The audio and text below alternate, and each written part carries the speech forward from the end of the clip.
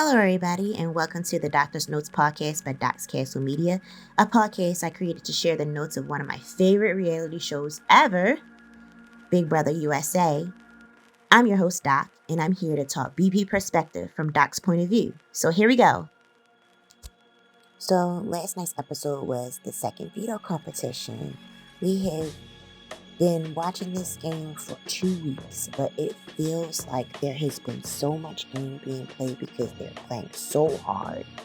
Like, I feel like I've seen so much. It's so many updates when you go on Twitter. There's so many feelings when you watch the show because they're playing so hard and so much is happening. But yeah, we're only in week 2 and all of that is going on. So where does the house currently stand? We left the last episode with Riley and Cameron being on the block and Hisam being the HOH. That is still the case. We know that Hisam's target is Riley. And we know that he is targeting Riley because she named him last week, basically saying that she was to target Hisam. In the beginning of the episode, we see that Riley goes to Hisam to have a conversation with him, trying to get an idea of why exactly she is on the block. She needs some clarity. And in his talk with Riley in the room, we see that he explains exactly what had happened. She named him last week, and now he's coming after her because he feels as though she's the only person that has named anyone, and he has to make it a point to go after her because it just seems like that's what has to happen since she named him. So that's what happened in that conversation. But the thing about this conversation that really was very alarming, or brought my attention, was the fact that it sounded quite patronizing, in a very patronizing tone, when Hisam was telling Riley that she is his target. And that rubs Riley the wrong way. She feels that it's patronizing, and patronizing. She feels that it's patronizing, and it's making her upset. And I can basically, I feel like if I was in her predicament, I probably would feel the same too, because at the end of the day, everyone has a target. I think her mistake was telling Hisam so early that he was a target. So now the fire is coming after her, It's her own fault that she's getting this right now. But Hisam, he doesn't really have to go as hard, but that's what happens when you mix up a bunch of personalities. You never expected some people to go as hard as others. I didn't expect him to go like this. I thought Hisam was going to be a chills player. Yeah, I thought he was going to be a little bit in the background, but he is showing that he is a major threat in this game as far as winning the HOH and then making these moves, and how he's talking. He's really playing a very honest game, like he said, but he should watch his tone when speaking to people, because it's giving arrogant. It's giving very arrogant, like he's gonna make this happen. He knows that he's right in doing it, but that's what he feels. But it's not necessarily the way that he plays the game as the right way that the game should be played. Everyone's just playing with him for right now. I think we've reached a point in the game where everyone is comfortable playing with who they want to play with, and we're seeing the game is finally set. There's 2 sides of the house, like there always is normally 2 sides of the house, and I feel like nothing else is going to emerge or brew. Like, I feel like we are literally at where we're going to be at week 2 already, that there is 2 sides of the house, good and evil. Which side you choose to be that good and evil, that's America's choice. Whoever decides what we're watching, who's the good and evil in the show at this point. I hate when the game gets like this, because it's predictable. It becomes predictable because it's based off of who is in power each week. Right now, we have the professors in power. Next week, if someone on the other side wins, we know that they'll be in power. It's just who they decide to target. It's back and forth and back and forth. When is it ever going to be like little broken alliances that are going to appear in a game, and we see multiple alliances in a game playing and, feeding off each other? When will we see the numbers in the house not matter when it comes to eviction night? I don't think we'll ever get a big brother like that again here in America until we get some people to, just stop. I guess it's because we got a whole bunch of super fans that play, and then they try to come with these strategies that they've already seen and, play the game. So we always end up in this watching two sides of a house battle against each other. But it's getting really, really, really old, man. Like, and it's some way it has to change, some way. First, I thought it was just getting a whole bunch of new people in the house. But if you get new people in the house and we're still playing, we're still watching old strategies and admiring those strategies instead of creating new strategies in the game. Like, come on. The Professors is something new. But the way that they're playing is still the same. Like, it's still one side of the house versus the other side of the house. I'm so sick of it. Anyway, let's talk about the alliances.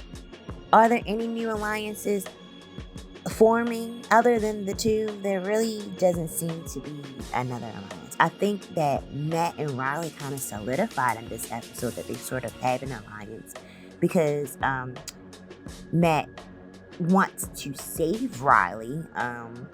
In this episode, we see that Hisam tries to threaten Matt before the veto competition, basically saying that if he does go for the veto and try to win and take Riley off, that will show that he is in some sort of showmance to the rest of the house.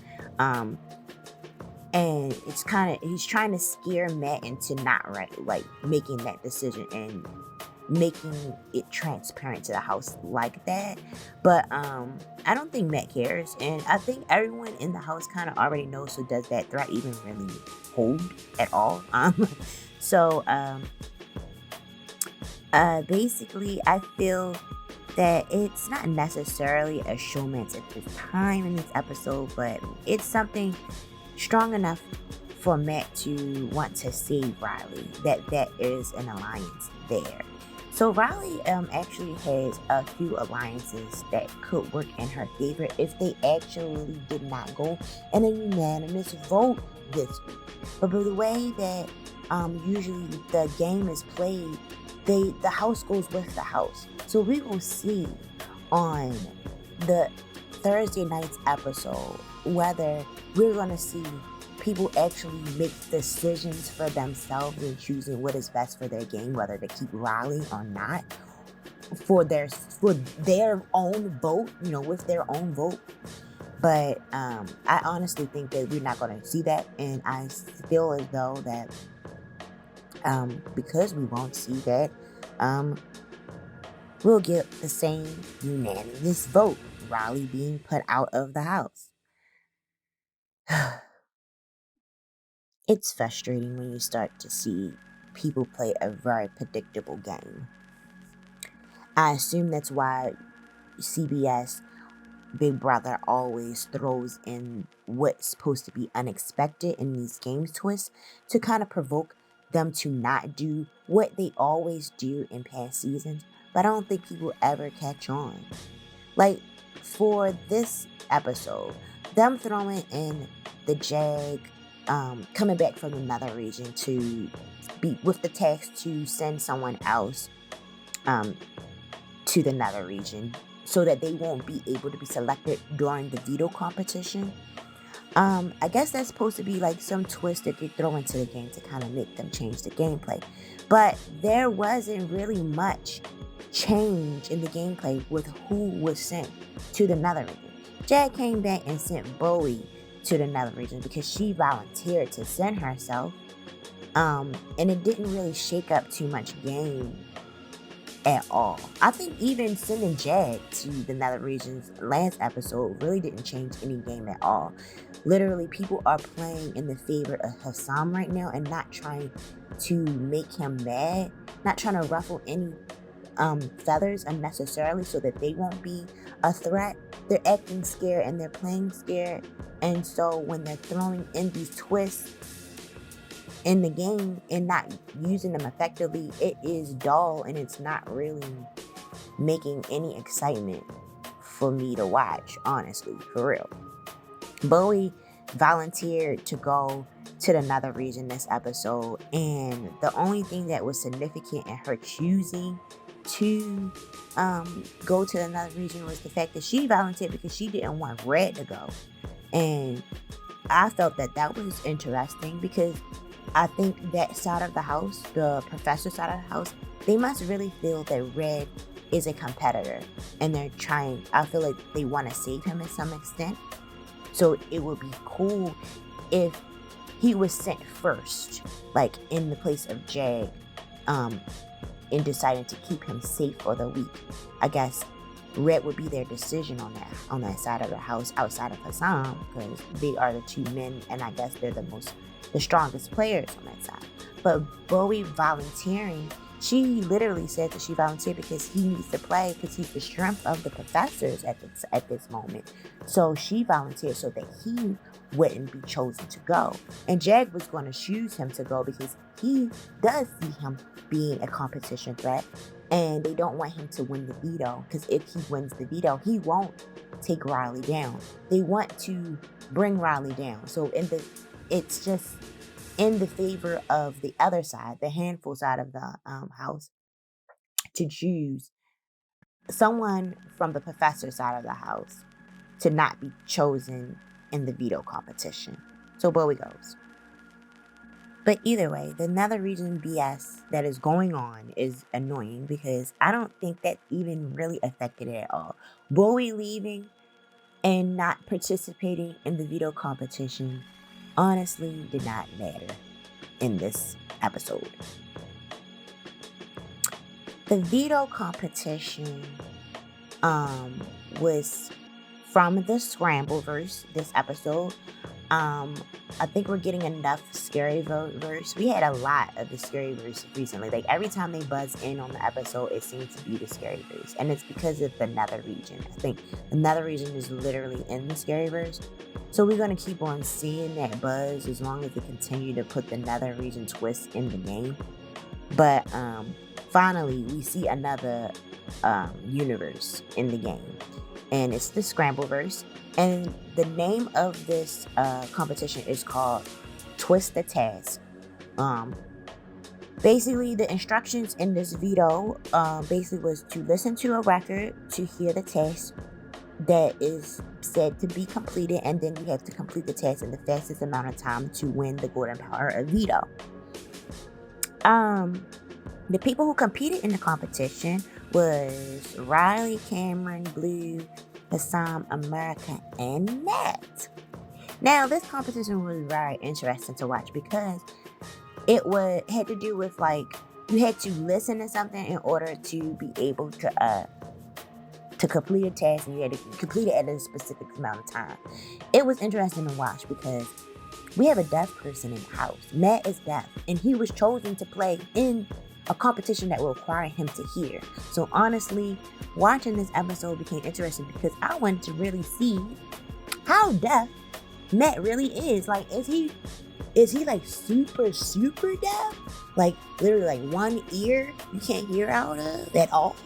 Or can he just like, is he like Foxy Brown deaf where it's like it's depleting over time? And basically he can't hear music anymore, or it's just like certain decibels. Like, what is the decibel level that he can hear? And also, I wanted to know, did CBS accommodate him in this episode with this competition? Because they had to think about this, honestly. We already see that they kind of slipping in the diary rooms with comedy and net. When we looked at the live eviction episode last Thursday, Matt literally sat in the room for a few seconds delayed um, post him making his eviction decision, we were sitting there waiting for him to leave. And I think it was the fact that, he's deaf and he can't really hear, and there's not really, from what I hear, there's not really anything in the dining room but a curtain that you're speaking to. Um, if there's no one in there in the dining room, no one for production to kind of let him know and let him see that he's supposed to leave the room, that's really not accommodating him. So I wonder how they accommodate him. We see that in the competition that he does fine. He does fine. But these are things that I know that like people with disabilities are facing being put on TV. Like we're watching them and we're trying to see how they play differently. And I know that when Matt comes out of the house, he's gonna see like how everybody is seeing how he plays. He's still different. And I wonder if that will affect him in any type of way when he come out of the house, like thinking like that, because we all are watching him, honestly. People have sympathy for him. I saw Twitter really get in an uproar over the fact that they didn't accommodate him very well in the dining room last Thursday. So it was interesting, literally, to watch. In the competition, there was even a tuba in the competition, and Matt said in his dining room that he isn't familiar with the instrument, the tuba instrument, because he's not that familiar with a lot of musical instruments. I mean, he's deaf. I mean, he's not going to be. He needed to blow the tuba as one of the last tasks in the competition. And he basically was saying that he had to use context clues to understand what he was looking for it. He really made it through the competition. That was good. But I'm sitting here thinking like, that's wow. I didn't even think about that. Like, he's deaf. He don't really know that many instruments. And then I really thought, and I was like, dang, how many instruments is it? And do I know a lot of instruments?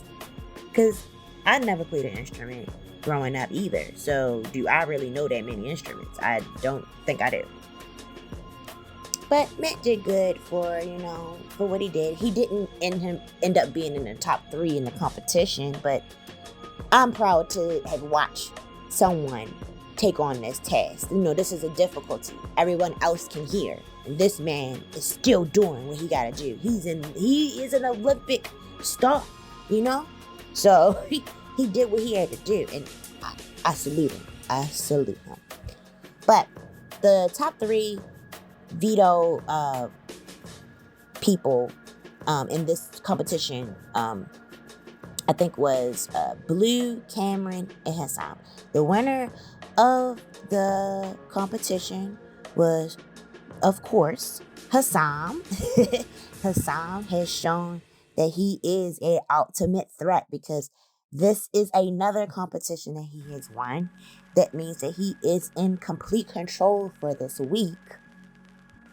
And I am starting to think that Hisam, all of this power from what he's winning is causing him to go into a revenge streak, a revenge power streak, and it's causing red flags.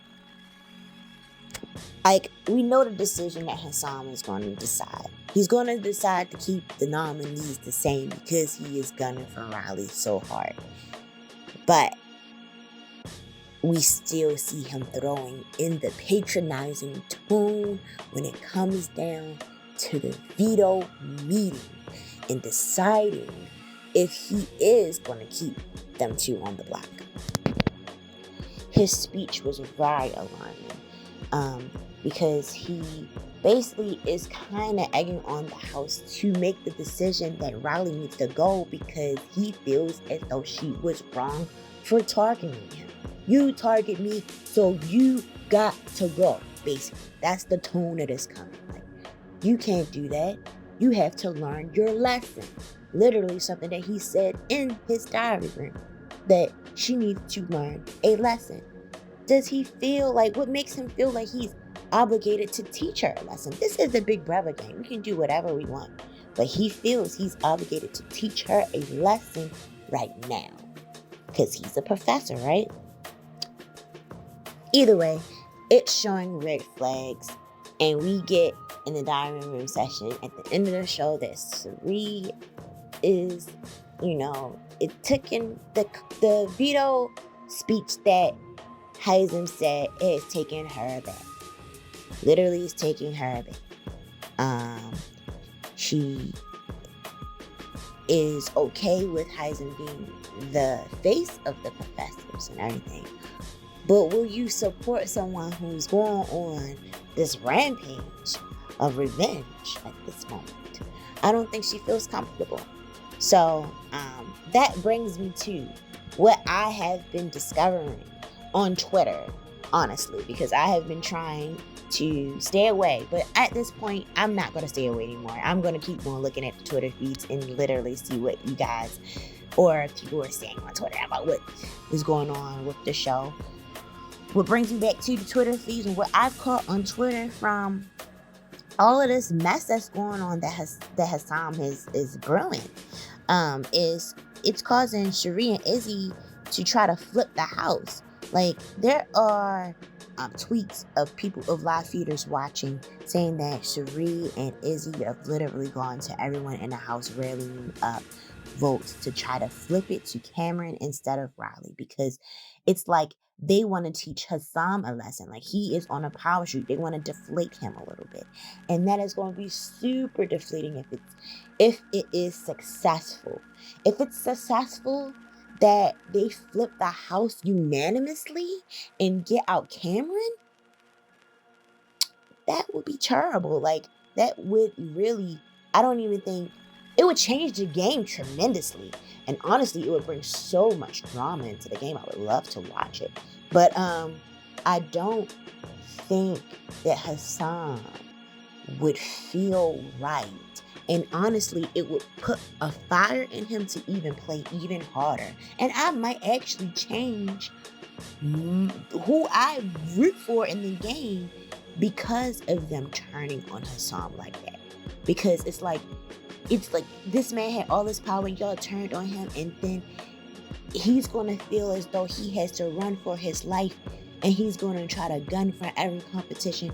It's just gonna be so exciting to watch if they did that, and it really is successful for them to unanimously vote out Cameron and keep Riley in the house. Riley would come after Hisam, and would they literally stick behind Riley and getting Hisam out? I don't know. Right now, everyone might be feeling some type of way toward Hisam. He might actually cool off after this week. Who knows? But if they're trying to flip the house on Hisam because of his power sheet, we see that there is some kind of arrogance in his reign, and it's rubbing some people in the house the wrong way. And that brings a little bit of excitement, I guess. But in turn, Izzy and Cherie, if this is really what you guys are doing, what makes it so that they're not doing the same thing? Like, I feel like they might also be going on a power streak, because I think Cherie knows her power. She knows that she is pulling strings right now and able to basically control certain people in the house, especially when it comes to Izzy, because Izzy is such a fan of Cherie. She's doing whatever. She's doing whatever to basically be in her good graces, telling her all types of information. She's literally the best friend to Cherie in the house. Little did she know that she could possibly be gone just like that. Cherie is a traitor. She is known to be someone who betrays people for her benefit in gameplay. So who is to say that she won't turn on Izzy, honestly? And we might see that, and that would be some juicy mess right there that I would love to see, because Izzy is going so hard for her. And it's only two weeks. It's only been 2 weeks. Like, I don't understand how you're going to go so hard for someone and you're not the final two, because Izzy got to know that her final two is not Cherie. Cherie's final two is her son ultimately. So why would she even think or even act as though that, I don't know. Izzy has to rethink her gameplay. I think she needs to become a little bit closer to someone else in the house, because there is a possibility that Cherie is going to turn on you at some point. some point, because her son is there. She has a final two already. You're gonna be gone at some point. So find who you can go to the end of the game with, right? Like, who do you think you gonna get again? I would just get the threat out. I don't know what she thinking, but either way, if they're turning on Hisam like this, they're showing that they're obviously very powerful as well. But them being under the radar and not so vocal like Hisam is working in their favor, I guess. Maybe. Depending on how they are going to everyone to X to switch the vote. So I don't really know. Like, is it Izzy that's doing it? Is she's being the voice? Because if she's the one that's out here talking and changing the votes, she's making herself, putting herself out there as a target and a danger, because she's the one that's talking. I don't think that Sari is out here talking as much, but who knows? I don't know. I'm not watching the live feeds, and I'm only reading Twitter, so I don't really understand. But all I know is that I've caught on to that, and it will be interesting to see on Thursday night's episode if it actually works. Will there be a unanimous vote to vote out Cameron instead of Riley? Who knows? It's interesting, and I want to find out. I also saw another tweet from basically Big Brother Daily. That's one of the Twitter feeds that I watch every day when I'm watching Big Brother. It's literally them tweeting out dialogue from the players in the game throughout the day.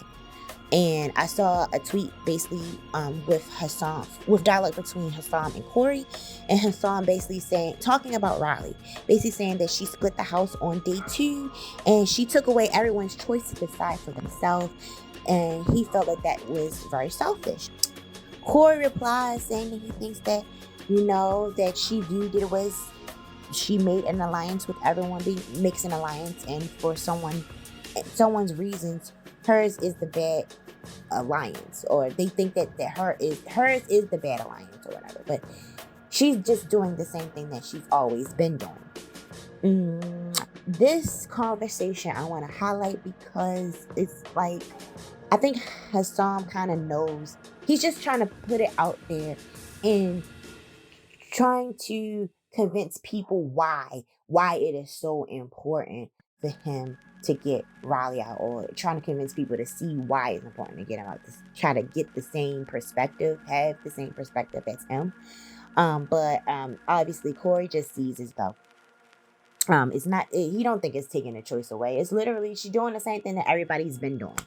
She's doing the same thing that everybody's been doing. It's not taking a choice away. And honestly, Hisam is literally the one that's trying to take people's choice away because of that veto meeting speech. It's like, you got to go. So, who knows? Either way, yeah. So, to wrap everything up, we basically discussed the veto competition. We talked about that there might be a new alliance brewing between Matt and Riley. We also talked about that now I feel as though we have set into the episode and we are at the point where we will see the back and forth between two sides of the house, there being the professors and the handful. There is a back and forth between these people. We talked about how the nether region, or sometimes the twist in Big Brother, isn't even that significant or important if the people keep continuing to play the same way. Why do we even keep throwing in twists? This nether region mess is annoying. That's what we come up to. We see that Hisam is the MVP of this episode again because he has all of the power, but we also know that he is on a revenge streak, a revenge power streak that is causing red flags in the house, and we now know that it could cause his own alliance to turn on him. So it's something that might be crumbling. Possibility that the professors could be crumbling, guys. Could be crumbling. Either way, I look forward to tonight's episodes, the live eviction on Thursday night's episode to see if Riley will actually leave. We will see. And I really don't want Cameron to go. And it's just by default that if he does go, it would just really suck that he go because everyone wanted to see Riley and felt pitiful for her. But Either way, we'll see you in tonight's episode. And I am very happy with the results, honestly. I feel like I'm happy with the results of this episode. Like every episode I wanted to talk about, like, if this was a good episode. It wasn't as good as others, you know. I think this episode was a little bit more dry than other episodes, but I mean, it was a decent episode. It was good. It got my attention for a little bit, you know. But yeah, who's to say? So let's check and see who's leaving tomorrow.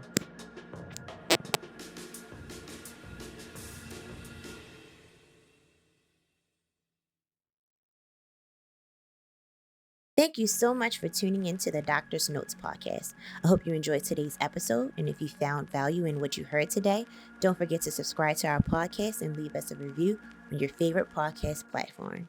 For more updates and Doc's Castle content, follow me on my social media. You can find me on Twitter, Instagram, and Facebook at Doc's Castle. If you have any questions, suggestions, or topics that you'd like to cover in future episodes, feel free to reach out to me via email at docscastlemediainfo@gmail.com. Remember, your support means the world to me, and I'm grateful to have you as a listener. But until next time, peace out.